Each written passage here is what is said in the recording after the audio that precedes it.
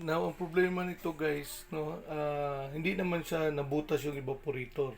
No? Hindi po butas to, pero unti-unti siyang nawala yung lamig. No? At bigla, may mga sitwasyon na bigla yung mawala ang lamig. Ang problema guys ay condenser lang. No? Mayroon tayong primary, ito po, primary condenser. At ito po yun, no? Sana tanggal ako para makita nyo yan. Yan guys. Ang secondary guys, ito yun. Yan.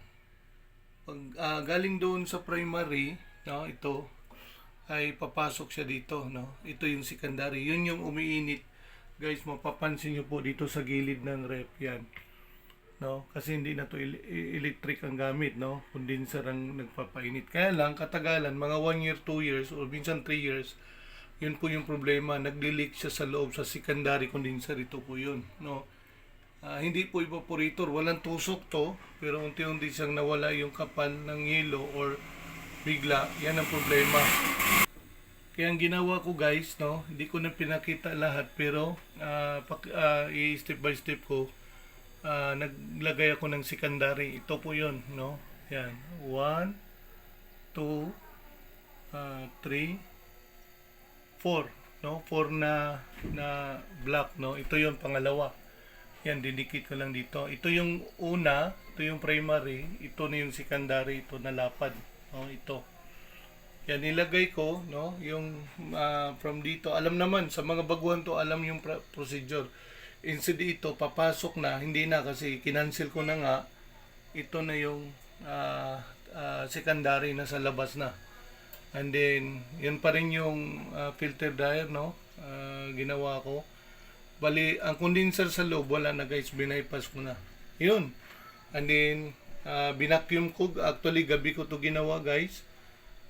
Hindi ko makapag-vlog kasi madilim, no? And then, charge agad, no? Kinargahan kasi pulido naman yung mga gawa natin, no? Yan. Silverad, yan, silverad. No? Yan lang mga binugsong. Yan. Ito silver, ito brass rod, no? Brass rod pala. Yan, and then charging line. Ito yung charging. Kaya sa sunod, pakita ko yung mga basic tools, no, lalo sa mga baguhan, anong mga basic tools na dapat bilhin para kahit pa paano mag-umpisa. Now guys, nilagyan ko to ng tubig kagabi, no. Natapos 12 na ng gabi, tapos i-check natin, no, kung anong nangyari. Yan. Kita ko sa inyo. Ito yung sa loob. Ayan, tignan niyo po. Ang laki ng ginawa ko. Grabe yung lamig, oh, tigas. Grabe yung pagkadikit. Yan, oh. Yan. Pati solid, kita nyo po. Yan, oh. Wala tong props, no? Dikit yan.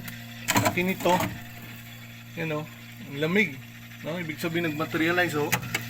Pansin nyo po yung tunog ng evaporator, yung singaw, oh. Lakas. Kaya, yan. Salamat, Panginoon, no? Dahil naayos natin, nag-materialize. Marami na po akong naka-vlog nito guys sa YouTube ko.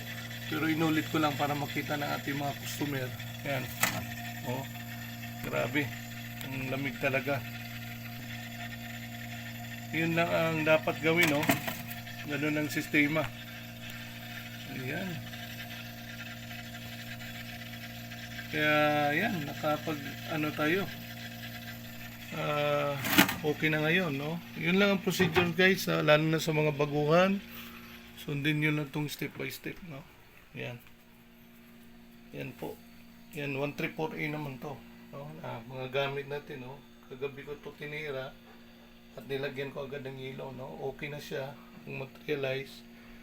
At yan, masubukan na ngayon. Kaya yan, kung bago ka sa aking channel, okay lang hindi ka mag-subscribe, basta manood ka lang.